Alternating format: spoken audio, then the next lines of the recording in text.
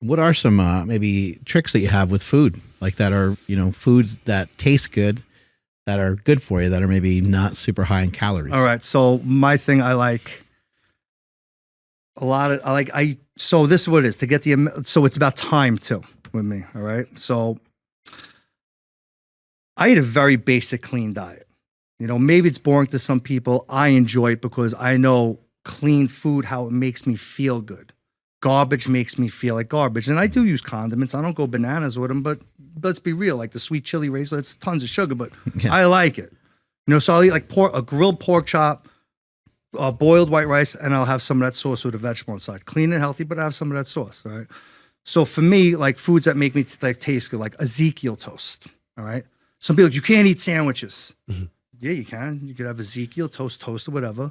4 slices of Wait, was that Ezekiel bread? Or Ezekiel bread, yeah. It tastes like, you ever have it not toasted? That Ezekiel bread, yeah. Oh, man. But you got to toast it. If you toast it, right? I'm just talking about like someone who's like, sandwiches bad, because they've been going to the deli for the past, years on their lunch break. So I said, you got to work me a little bit, right? You got to have Ezekiel toast. This is one thing I like. I'm just thought of it, because I was kind of dig for a second. What I did for Local 3 and lunch, right? Couldn't always heat up my food, or very rarely. I'd be eating like one of spackle buckets. So what I did, I made sandwiches. So I made an Ezekiel, toasted Ezekiel bread. I'd have a turkey burger or turkey slices from Trader Joe's, Columbus, jalapenos, and then I'd use, I use a smidge of barbecue sauce and a smidge of mayo. But the ratios, it's mostly protein, a little bit of that like non-flour carb, and a little bit of condiment, make it taste good. It's banging. If you can't eat that, you got no hope. So I was saying this before, right? To keep it simple with people. Carbs spike insulin. Insulin makes you fat, and I could get into all that. But now let's look at your dish, your dinner plate. I use it as a pie chart. It's mostly protein, mostly vegetable, a little bit of carb. If you do that, something simple like that, that will help. Instead of piling on the rice, piling on the potatoes, having a little bit of meat, have a little bit of this, big portion of this, and a portion of that, the protein. You understand? That's a simple way to do what I do with my clients. Do you eat how many meals do you eat a day yourself? Including shakes? Yeah. Feedings? Probably like 6. 6? Mm-hmm. And is that something that and during your day, do you end up feeling hungry kind of often, and you just you have everything planned though, so it's it's not a big deal? Food prepping is a huge key to not eating bad. So when you're hungry and you're starving and you want to eat your hands, you go to deli, you're going to pick out chips. Yep. You're going to go for that extra sandwich instead of making a better conscious effort. It's rare that someone, when you're ravenous, you're like, I'm going to eat the grilled chicken with lettuce. No, you're going to get, a psycho chicken with extra mayo, right? I love mayonnaise. Psycho chicken with extra mayo. Your decision making is going to be altered. Oh, yeah. Yeah, bad, very dramatically. Ooh, look at that. So that's... Yeah, I believe that's on a hard roll. I never experienced one, so there it is. Dripping. God, if you're not watching right now, you need to watch. So or don't, because it's gonna fuck up your diet. Yeah. Only if you like. Yeah, you got to be well prepared, and so it sounds like you want people to have their nutrition be nutritious and to stay on top of it, so they don't get too hungry. So tricks. Let me go back to it, because now I remember shit as we talk. Right. So one of the biggest tools a person could have is a crock pot. Yeah. Put pounds of meat in. Yeah. Now just follow a little bit. Dump this in this. Put it in for X miles. Go to work. Come home. You got like 4 days of meat made. Yo, done. Tastes delicious. It's soft. It's easy. Chicken, steak, whatever. Right.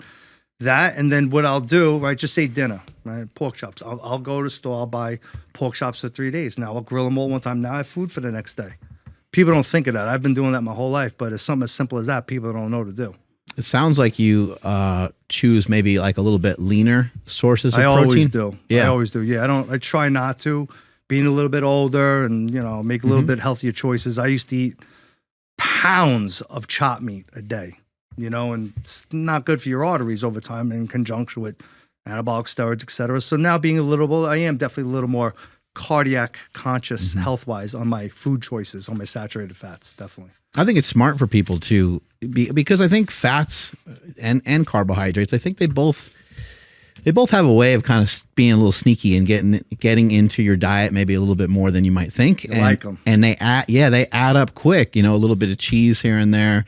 If you have 80-20 ground beef or something like that, I mean, that's going to kind of launch your fat calories through the roof. And if you're somebody that doesn't really eat a lot of carbohydrates, maybe you can afford to have a little bit more fat calories. But if you're someone that's kind of riding in the middle, having some fats and some carbohydrates as your main energy sources, then it makes sense to pull down the fat calories a bit. Yeah. Not to be scared of them, but to pull them down. So like this, right? With dieting and food. So someone who, this is what I say, right?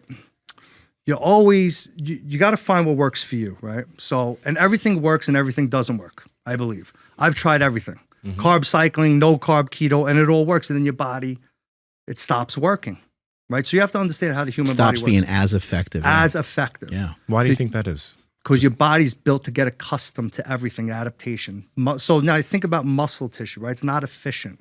It's not fuel efficient. It's like a race car. That's why your body's trying to bring it down. You have to keep your calories up, your protein up, otherwise it will shrink down. Fat Project family, we talk about meat all the time on the podcast because protein is essential for your health. That's why I partner with Piedmontese. And if you head to their website, they have so much different types of beef. They have beef sticks, beef jerky, tons of different cuts of meat.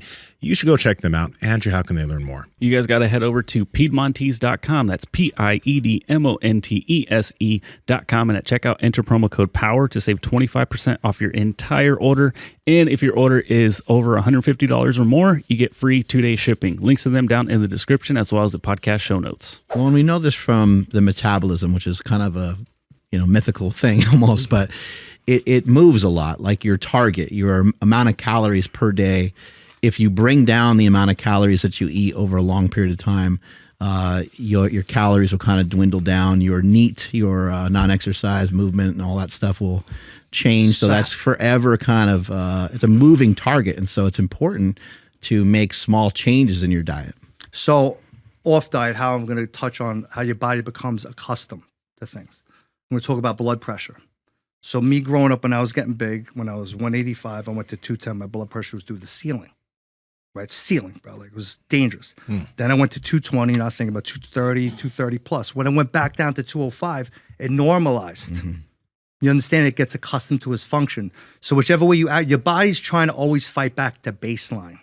That's why diets don't work. And also with a cheat day, all right? It's not only to satiate your brain, but it's also there's a scientific reason how you have to offset your body to go back. Because even if you eat egg whites, oatmeal, chicken, your body's going to baseline to that and get normal in your metabolism, and it's going to slow up the fat loss. You offset it with like a whole pie of pizza, not go crazy bananas for 3 days, but you offset it and then you go back. That's what. There's also a scientific reason why you have a cheat meal, not just for your mind. It does help you dive back in harder too.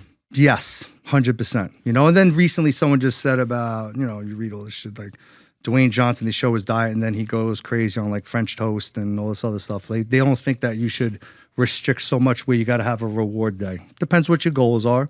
He's pretty much a brand, not just a human being.